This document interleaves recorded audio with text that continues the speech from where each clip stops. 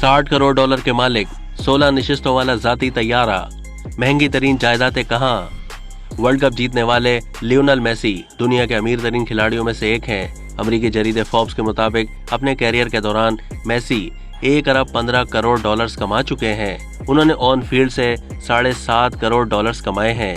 Paris Saint Germain में खेलने के लिए उन्होंने सालाना $3.5 करोड़ फीस का मुआहदा किया है। यानी हर महीने वो $7,38,000, रोजाना $1,05,000, जबकि हर घंटे $8,790 कमाते हैं। उन्हें पेरिस सेंट जर्मन का हिस्सा बनने पर $2.5 करोड़ की ज्वाइनिंग फीस भी दी गई थी।